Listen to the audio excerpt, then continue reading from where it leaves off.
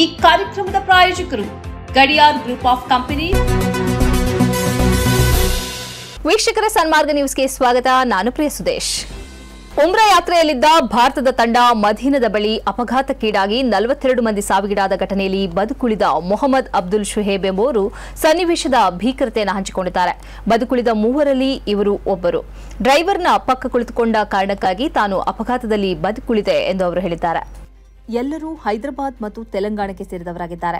ಒಂದು ವಾರದ ಮೊದಲು 20 ಮಹಿಳೆಯರು 11 ಮಕ್ಕಳು ಸೇರಿದಂತೆ 46 ಮಂದಿ ಉಮ್ರಾ ಯಾತ್ರೆಗಾಗಿ ಮಕ್ಕಕ್ಕೆ ಹೊರಟಿದ್ದರು.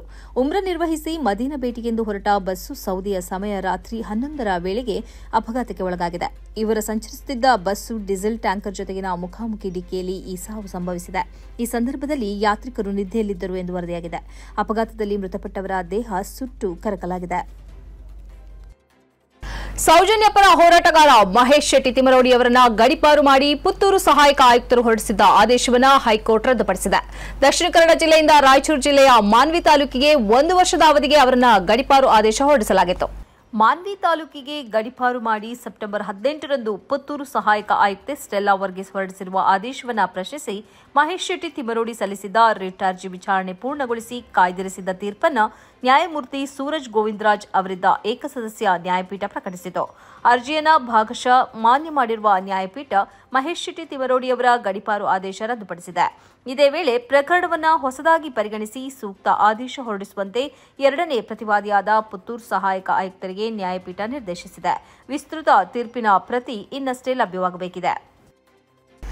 ಭಾರತದ ಅತ್ಯಂತ ಶ್ರೀಮಂತ ಮಹಿಳಾ ಉದ್ಯಮಿಗಳ ಪಟ್ಟಿಯಲ್ಲಿ ಮಂಗಳೂರಿನ ಮೂಲದ ಟೆಕ್ ಲೀಡರ್ ಜಯಶ್ರೀ ಉಳ್ಳಾಲ್ 50,170 ಕೋಟಿ ರೂಪಾಯಿ ಸಂಪತ್ತಿನೊಂದಿಗೆ ಅಗ್ರಸ್ಥಾನ ಗಳಿಸಿದ್ದಾರೆ. ಇಂಡಿಯಾ ರಿಚ್ ಲಿಸ್ಟ್ 2025ರ ವರದಿಯನ್ನ ಹುರೂನ್ ರಿಸರ್ಚ್ ಪ್ರಕಟಿಸಿದೆ. 5,130 ಕೋಟಿ ರೂಪಾಯಿ ಸಂಪತ್ತಿನೊಂದಿಗೆ ಇಂದ್ರಾ ನೂಯಿ 8ನೇ ಸ್ಥಾನ ಗಳಿಸಿದ್ದಾರೆ. ಇವರೂ ಕೂಡ ಮಂಗಳೂರು ಮೂಲದವರೇ ಆಗಿದ್ದಾರೆ. ಜಯಶ್ರೀ ಉಳ್ಳಾಲ್ 2008ರಿಂದ ಕಂಪ್ಯೂಟರ್ ನೆಟ್ವರ್ಕಿಂಗ್ ಸಂಸ್ಥೆಯಾದ ಅರಿಸ್ಟಾ ನೆಟ್ವರ್ಕ್ಸ್ನ ಅಧ್ಯಕ್ಷೆ ಮತ್ತು ಸಿಇಒ ಆಗಿದ್ದಾರೆ. ಸಾರ್ವಜನಿಕವಾಗಿ ವ್ಯಾಪಾರ ಮಾಡುವ ಕಂಪನಿಯಾದ ಅರಿಸ್ಟಾ ನೆಟ್ವರ್ಕ್ಸ್ ಕಳೆದ ವರ್ಷ $7 ಬಿಲಿಯನ್ ಆದಾಯವನ್ನು ದಾಖಲಿಸಿದ್ದು ಹಿಂದಿನ ವರ್ಷಕ್ಕಿಂತ ಶೇಕಡಾ 20ರಷ್ಟು ಹೆಚ್ಚಳವಾಗಿದೆ. 5,130 ಕೋಟಿ ರೂಪಾಯಿ ಸಂಪತ್ತಿನೊಂದಿಗೆ ಇಂದ್ರಾ ನೂಯಿ 8ನೇ ಸ್ಥಾನದಲ್ಲಿದ್ದಾರೆ. ಪೆಪ್ಸಿಕೋದಲ್ಲಿ ಇವರು 24 ವರ್ಷಗಳ ಕಾಲ ಸೇವೆ ಸಲ್ಲಿಸಿದ್ದರು.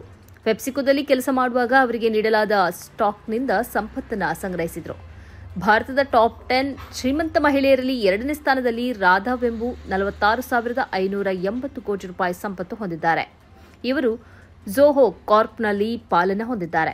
3ನೇ ಸ್ಥಾನದಲ್ಲಿರುವ ಪಲ್ಗುಣಿ ನಾಯರ್ 39,810 ಕೋಟಿ ರೂಪಾಯಿ ಸಂಪತ್ತು ಹೊಂದಿದ್ದು ನೈಕಾ ಮೂಲಕ ಸಾವಿರಾರು ಬ್ರ್ಯಾಂಡ್ಗಳನ್ನು ಆನ್ಲೈನ್ನಲ್ಲಿ ಮಾರಾಟ ಮಾಡುತ್ತಾರೆ. ಬಯೋಕಾನ್ನ ಕಿರಣ್ ಮಜುಂದರ್ ಶಾ 29,330 ಕೋಟಿ ರೂಪಾಯಿ ಸಂಪತ್ತಿನೊಂದಿಗೆ 4ನೇ ಸ್ಥಾನ ಪಡೆದುಕೊಂಡಿದ್ದಾರೆ. 9,130 ಕೋಟಿ ರೂಪಾಯಿ ಸಂಪತ್ತು ಹೊಂದಿರುವ ರುಚಿ ಕಲ್ರಾ 5ನೇ ಸ್ಥಾನ ಪಡೆದುಕೊಂಡಿದ್ದಾರೆ. ಸಾಲ ಒದಗಿಸುವ B2B ವಾಣಿಜ್ಯ ವೇದಿಕೆಯಾದ ಆಫ್ ಬಿಸಿನೆಸ್ನ ಸಹ ಸಂಸ್ಥಾಪಕಿ ಮತ್ತು ಸಿಇಒ ಆಗಿದ್ದಾರೆ. ಜೂಹಿ ಚಾವ್ಲಾ 7,790 ಕೋಟಿ ರೂಪಾಯಿ ಸಂಪತ್ತಿನೊಂದಿಗೆ 4ನೇ ಸ್ಥಾನ ಪಡೆದುಕೊಂಡಿದ್ದಾರೆ. 90ರ ದಶಕದ ಬಾಲಿವುಡ್ನ ಅಗ್ರತಾರೆ ಜೂಹಿ ಚಾವ್ಲಾ ಇಂದು ರಿಯಲ್ ಎಸ್ಟೇಟ್ ಮತ್ತು ಉದ್ಯಮದಲ್ಲಿದ್ದಾರೆ. ತಮಿಳುನಾಡು ಮುಖ್ಯಮಂತ್ರಿ ಎಂಕೆ ಸ್ಟಾಲಿನ್, ನಟ ರಜನಿಕಾಂತ್ ಹಾಗೂ ಪ್ರತಿಷ್ಠಿತ ವ್ಯಕ್ತಿಗಳು ಹಾಗೂ ಸಂಸ್ಥೆಗಳಿಗೆ ಸರಣಿ ಬೆದರಿಕೆಯ ಇಮೇಲ್ ಹಾಗೂ ದೂರವಾಣಿ ಕರೆಗಳು ಬಂದಿವೆ. ತೀವ್ರ ಶೋಧ ಕಾರ್ಯಾಚರಣೆಯ ನಂತರ ಇವು ಹುಸಿ ಬಾಂಬ್ ಬೆದರಿಕೆಗಳು ಎಂದು ಬಾಂಬ್ ನಿಷ್ಕ್ರಿಯ ದಳ ಘೋಷಿಸಿದೆ. ನವೆಂಬರ್ 16ರಂದು ಕಾಮಾಕ್ಷಿ _ಸೆಲ್ವಾ ಗಣೇಶ್ @mail2tor.email ಎಂಬ ಹೆಸರಿನ ಇಮೇಲ್ ಪೊಲೀಸ್ ಮಹಾನಿರ್ದೇಶಕರ ಇಮೇಲ್ ಇನ್ಬಾಕ್ಸ್ಗೆ ಬಂದ ನಂತರ ಬಾಂಬ್ ಬೆದರಿಕೆಯ ಕುರಿತು ಮೊಟ್ಟಮೊದಲ ಎಚ್ಚರಿಕೆ ನೀಡಲಾಯಿತು. ಈ ಸಂದೇಶದಲ್ಲಿ ತಿಯಾನ್ಮನ್ ಪೇಟ್ ಪೊಲೀಸ್ ಠಾಣೆ ವ್ಯಾಪ್ತಿಯಲ್ಲಿರುವ ಮುಖ್ಯಮಂತ್ರಿಯ ನಿವಾಸದಲ್ಲಿ ಬಾಂಬ್ ಇಡಲಾಗಿದೆ ಎಂದು ಬೆದರಿಕೆ ಒಡ್ಡಲಾಗಿತ್ತು. ಇದರ ಬೆನ್ನಿಗೆ ಶೋಧ ಕಾರ್ಯಾಚರಣೆ ನಡೆಸಿದ ಬಾಂಬ್ ನಿಷ್ಕ್ರಿಯ ದಳ ಇದು ಹುಸಿ ಬಾಂಬ್ ಬೆದರಿಕೆ ಎಂದು ದೃಢಪಡಿಸಿತು. ಇದಾದ ಕೆಲವೇ ಕ್ಷಣಗಳಲ್ಲಿ ಚೆನ್ನೈನ ವಿವಿಧ ಪ್ರದೇಶಗಳಲ್ಲಿ ಬಾಂಬ್ ಇಡಲಾಗಿದೆ ಎಂಬ ಮತ್ತೆರಡು ಪ್ರತ್ಯೇಕ ಬಾಂಬ್ ಬೆದರಿಕೆಯನ್ನು ಇಮೇಲ್ ಮೂಲಕ ರವಾನಿಸಲಾಗಿತ್ತು. ಈ ಇಮೇಲ್ನಲ್ಲಿ ನಟ ರಜನಿಕಾಂತ್, ನಟ ನಿರ್ದೇಶಕ ಕೆಎಸ್ ರವಿಕುಮಾರ್, ಮದುರೈನಲ್ಲಿರುವ ಮಾಜಿ ಕೇಂದ್ರ ಸಚಿವ ಎಂಕೆ ಅಳಗಿರಿ, ನಟಿ ಸ್ನೇಹ, ಸಂಗೀತ ನಿರ್ದೇಶಕ ಅನಿರುದ್ಧ್ ಸೇರಿದಂತೆ ಇನ್ನೂ ಹಲವರ ನಿವಾಸದಲ್ಲಿ ಬಾಂಬ್ ಇಡಲಾಗಿದೆ ಎಂದು ಬೆದರಿಕೆ ಒಡ್ಡಲಾಗಿತ್ತು. ಈ ಬೆದರಿಕೆಯ ಹಿನ್ನೆಲೆಯಲ್ಲಿ ಚೆನ್ನೈ 1 ಐಟಿ ಪಾರ್ಕ್, ಮೈಲಾಪುರ್ ಸಾಯಿಬಾಬಾ ದೇವಾಲಯ, ಪಿಎಸ್ಬಿ ಶಾಲೆ, ನಿರ್ದೇಶಕ ತಂಕರ್ ಬಚ್ಚನ್ ಅವರ ನಿವಾಸ, ನಟಿ ವಡಿವು ಕರಸಿ ನಿವಾಸ, ಬಿಎಸ್ಎಸ್ ಆಸ್ಪತ್ರೆಯ ಡಾಕ್ಟರ್ ಅಯ್ಯಪ್ಪನ್ ಅವರಿಗೆ ಸಂಬಂಧಿಸಿದ ಸ್ವತ್ತು, ಚಿತ್ರ ಲಕ್ಷ್ಮಣ್ ನಿವಾಸ, ಮಲೇಷಿಯಾ ಏರ್ಲೈನ್ಸ್ ವಿಮಾನ, ಹಾಗೂ ಮದ್ರಾಸ್ ಐಐಟಿ ಕ್ಯಾಂಪಸ್ನಲ್ಲೂ ತೀವ್ರ ಶೋಧ ಕಾರ್ಯಾಚರಣೆ ನಡೆಸಲಾಯಿತು. ಆದರೆ ಈ ಸ್ಥಳಗಳಲ್ಲಿ ಯಾವುದೇ ಸಂಶಯಾಸ್ಪದ ವಸ್ತುಗಳು ಪತ್ತೆಯಾಗದ ಕಾರಣ ಎಲ್ಲವೂ ಹುಸಿ ಬಾಂಬ್ ಬೆದರಿಕೆಗಳು ಎಂದು ದೃಢಪಟ್ಟಿದೆ. ಆರೋಪಿಯ ಪಾಪಗಳ ಹೊರೆಯನ್ನ ಆತನ ಕುಟುಂಬ ಸದಸ್ಯರ ಮೇಲೆ ಹೊರಿಸಲು ಸಾಧ್ಯವಿಲ್ಲ ಎಂದು ತನ್ನ ಇತ್ತೀಚಿನ ಆದೇಶದಲ್ಲಿ ಸುಪ್ರೀಂ ಕೋರ್ಟ್ ಹೇಳಿದೆ. ಗಾಂಜಾ ಪ್ರಕರಣದಲ್ಲಿ ಆರೋಪಿಯ ಸೋದರ ನೀಡಿದ ಭರವಸೆಯನ್ನು ತಿರಸ್ಕರಿಸಿರುವ ಸರ್ವೋಚ್ಚ ನ್ಯಾಯಾಲಯ ಈ ರೀತಿ ಸ್ಪಷ್ಟಪಡಿಸಿದೆ. ಸುಮಾರು 2.91 ಕೋಟಿ ರೂಪಾಯಿ ಮೌಲ್ಯದ 731.075 ಕೆಜಿ ಗಾಂಜಾವನ್ನು ಹೊಂದಿದ್ದ ಆರೋಪವನ್ನು ಎದುರಿಸುತ್ತಿರುವ ವ್ಯಕ್ತಿಗೆ ಆಂಧ್ರಪ್ರದೇಶ ಉಚ್ಚ ನ್ಯಾಯಾಲಯವು ಮಂಜೂರು ಮಾಡಿದ್ದ ಜಾಮೀನನ್ನು ರದ್ದುಗೊಳಿಸಿದ ನ್ಯಾಯಮೂರ್ತಿಗಳಾದ ಮನಮೋಹನ್ ಮತ್ತು ಎನ್ವಿ ಅಂಜಾರಿಯರ ಪೀಠವು ಈ ಅಭಿಪ್ರಾಯವನ್ನು ವ್ಯಕ್ತಪಡಿಸಿದೆ. ಭಾರತೀಯ ಸೇನೆಯಲ್ಲಿ ಸಿಪಾಯಿ ಆಗಿರುವ ಆರೋಪಿಯ ಸೋದರ ಆತ ಪರಾರಿಯಾಗುವುದಿಲ್ಲ ಎಂದು ಭರವಸೆ ನೀಡಿದ್ದಾರೆ ಎಂದು ಪ್ರತಿವಾದಿ ಪರ ವಕೀಲರು ಸರ್ವೋಚ್ಚ ನ್ಯಾಯಾಲಯದಲ್ಲಿ ನಿವೇದಿಸಿಕೊಂಡರು. ಇದನ್ನು ತಿರಸ್ಕರಿಸಿದ ನ್ಯಾಯಾಲಯವು ಪ್ರತಿವಾದಿಯು ಪರಾರಿಯಾದರೆ ಆತನ ಸೋದರನನ್ನ ಜೈಲಿಗೆ ಕಳುಹಿಸುವಂತಿಲ್ಲ. ಭಾರತದಲ್ಲಿ ಆರೋಪಿಯ ಪಾಪಗಳನ್ನು ಆತನ ಸೋದರ ಅಥವಾ ಕುಟುಂಬದ ಇತರ ಸದಸ್ಯರ ಮೇಲೆ ಹೊರಿಸಲು ಸಾಧ್ಯವಿಲ್ಲ ಎಂದು ಹೇಳಿತು.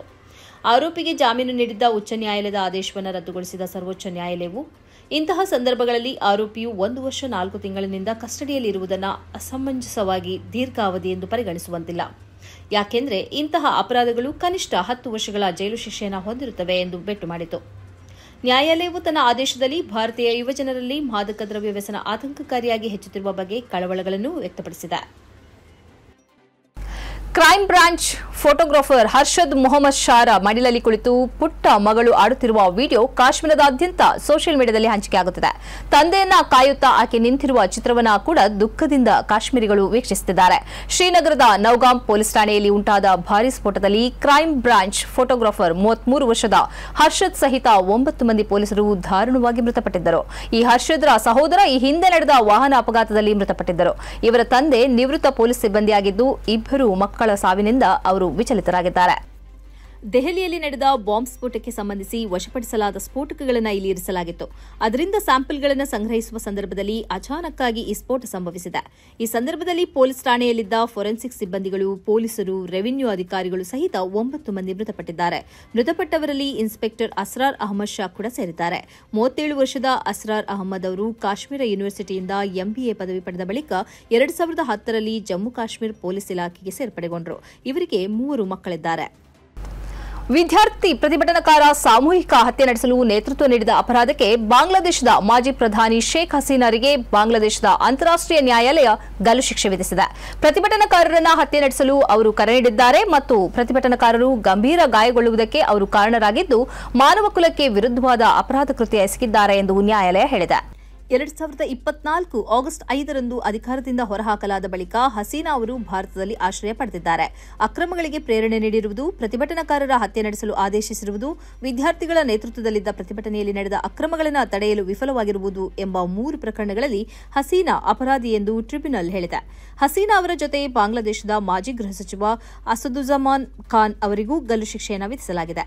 ಆದರೆ ಅಪರಾಧದಲ್ಲಿ ಭಾಗಿಯಾಗಿದ್ದಾರೆ ಎಂದು ಕಂಡುಬಂದ ಮಾಜಿ ಪೊಲೀಸ್ ಮುಖ್ಯಸ್ಥ ಅಬ್ದುಲ್ ಅಲ್ ಮಾಮೂನ್ ಅವರಿಗೆ 5 ವರ್ಷಗಳ ಜೈಲು ಶಿಕ್ಷೆ ವಿಧಿಸಲಾಗಿದೆ. ಇವರು ಹಸೀನಾ ವಿರುದ್ಧ ಪ್ರಮುಖ ಸಾಕ್ಷಿಯಾಗಿದ್ದರು. ಮಾತ್ರ ಅಲ್ಲ, ನ್ಯಾಯಾಲಯದ ಮುಂದೆ ಕ್ಷಮೆ ಯಾಚಿಸಿದ್ದರು. 2024 ಜುಲೈ 15ರಿಂದ ಆಗಸ್ಟ್ 15ರವರೆಗೆ ನಡೆದ ಪ್ರತಿಭಟನೆಯಲ್ಲಿ 1400ಕ್ಕಿಂತಲೂ ಅಧಿಕ ಮಂದಿ ಹತ್ಯೆಗೀಡಾಗಿದ್ದಾರೆ. ಇದು ಈ ಹೊತ್ತಿನ ಸುದ್ದಿ ಸಂಚಯ. ನಿರಂತರವಾಗಿ ನೋಡ್ತಾ ಇರಿ ಸನ್ಮಾರ್ಗ ನ್ಯೂಸ್, ಸುದ್ದಿಗಳ ಸಂತೆಯಲ್ಲಿ ಸತ್ಯದ ಮೊಂಬತ್ತಿ. ಸ್ನೇಹಿತರೆ, ನಿಮ್ಮ ಅದ್ಭುತ ಬೆಂಬಲದಿಂದ ಸನ್ಮಾರ್ಗ ನ್ಯೂಸ್ ಚಾನೆಲ್ ಈಗ 2 ಲಕ್ಷ ಸಬ್ಸ್ಕ್ರೈಬರ್ಗಳನ್ನು ದಾಟಿದೆ. ಇದು ನಮ್ಮ ಯಶಸ್ಸಲ್ಲ, ಇದು ನಿಮ್ಮ ಯಶಸ್ಸು. ನಮ್ಮ ಮುಂದಿನ ಗುರಿ 4 ಲಕ್ಷ. ಇದು ಕಷ್ಟವಲ್ಲ. ನೀವು ಮಾಡಬೇಕಾದದ್ದು ಸಿಂಪಲ್. ನೀವು ಸನ್ಮಾರ್ಗ ನ್ಯೂಸ್ ಚಾನೆಲ್ ವಿಡಿಯೋವನ್ನ ನಿಮ್ಮ ಸ್ನೇಹಿತರಿಗೆ, ಕುಟುಂಬದವರೊಂದಿಗೆ ಹಂಚಿಕೊಳ್ಳಿ ಮತ್ತು ಅವರಲ್ಲೂ ಸಬ್ಸ್ಕ್ರೈಬ್ ಮಾಡಲು ಹೇಳಿ.